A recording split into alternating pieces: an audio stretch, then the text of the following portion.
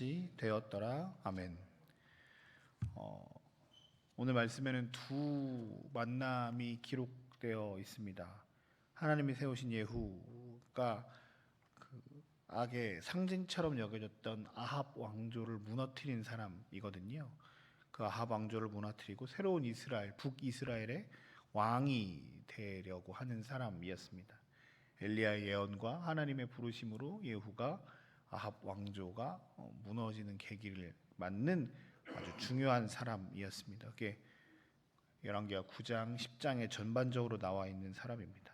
아합과 아합의 그 가족들 그리고 그 아합의 후손 70여 명을 척결하고 오늘 본문에 보면 이스라엘에 남아있던 아합의 잔당들까지 싹 다 없애는 일들을 합니다.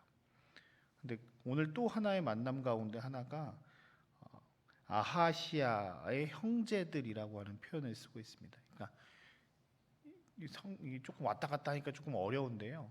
북이스라엘은 아합이 다스렸고 남유다는 아하시아 왕이 다스렸어요.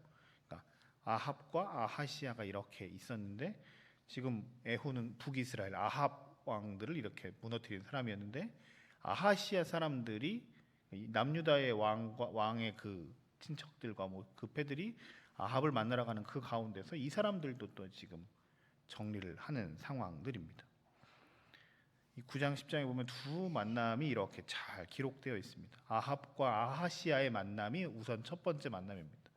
그러니까 북이스라엘 왕인 아합, 남유다의 왕인 아하시아가 만납니다. 그리고 그들이 교류하고 잘 지냅니다. 그냥 우리 정치적으로 그냥 이렇게 세상의 눈으로 봤을 때 아합과 아하시아의 만남은 굉장히 시너지가 있는 만남인 것 같아요.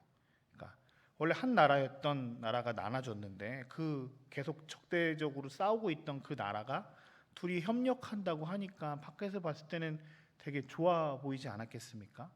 그리고 한 민족으로 이렇게 연합되어 있으니까 정치적으로, 경제적으로 여러 가지로 참 좋아 보이는 만남이었을 겁니다. 바깥으로 봤을 때는 굉장히 아무 문제가 없고 아니 굉장히 좋아 보이는 만남이지만 하나님이 그 만남을 기뻐하지 않으셨습니다. 아합이라고 하는 존재가 우리가 알고 있는 것처럼 하나님을 섬기지 않고 바알과 아세라 여신상을 섬기는 그 가장 핵심적인 사람이었잖아요. 이 사람과의 교류를 하나님이 기뻐하지 않으셨던 것 같습니다. 그래서 예후를 통해서 아합의 무리들을 무너뜨릴 때 이 아하시아의 이런 사람들도 함께 같이 죽이심으로 해서 그 모임이 그 만남이 원치 않는다라는 것이 성경의 하나님의 의도였습니다.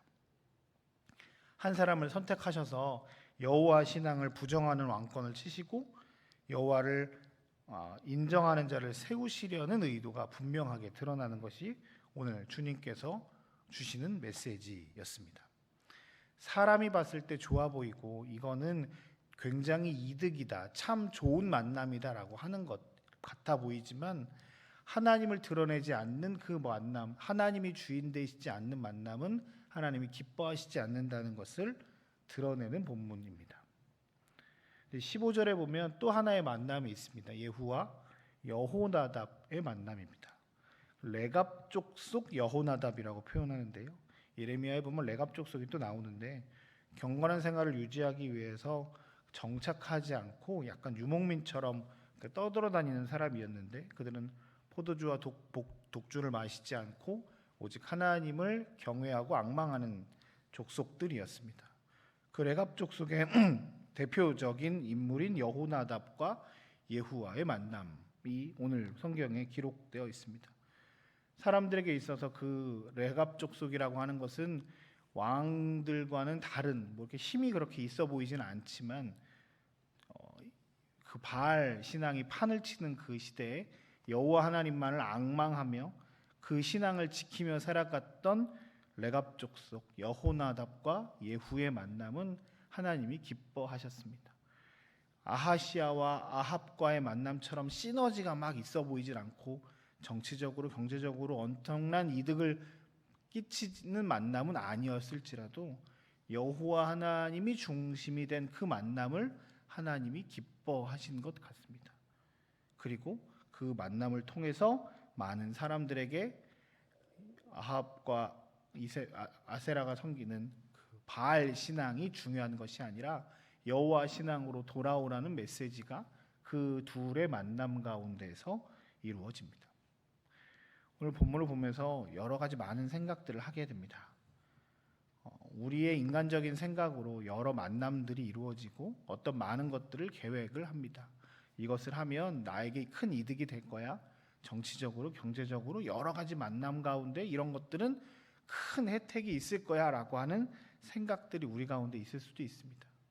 그런데 내 뜻대로 내 마음대로 막 뭔가를 결정하지만 그 중심에 하나님이 없으면 그 만남은, 그 모든 일들은 옳지 않다는 것이 오늘 성경의 메시지입니다.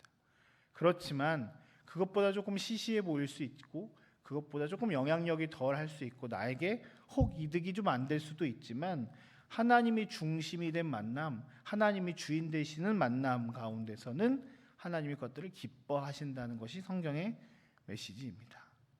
우리의 삶의 주관자 되시는 분이 하나님이냐 나이냐 내가 그것들을 보겠다라는 것이 오늘 주님의 메시지입니다.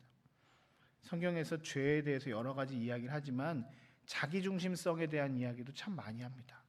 내 삶의 중심이 내가 되면 그것은 죄고 내 중심에 하나님이 계시면 그것은 죄가 아니라 하나님과 기뻐하며 동거하는 모임이 되는 겁니다. 우리의 삶의 주인이 누구이냐? 우리의 삶의 주인과 우리의 삶의 만남의 주인이 누구이냐? 오늘 주님께서는 오늘 말씀을 통해서 저희에게 가르쳐주고 계십니다. 오늘 하루 우리의 삶의 주인이 하나님이심을 고백하며 살아갔으면 좋겠습니다. 나의 유익, 나의 쾌락, 사람들이 봤을 때 좋은 것, 내가 이렇게 하면 성공할 거야 라고 하는 세상의 방식으로 사는 것이 아니라 하나님이 기뻐하시는 것이 무엇일까? 이 삶에 하나님이 주인 되시는 것일까? 하나님께서 인도하시는 모든 것일까? 라고 고백하며 살아갈 때 그 만남을 하나님께서 축복하실 것입니다.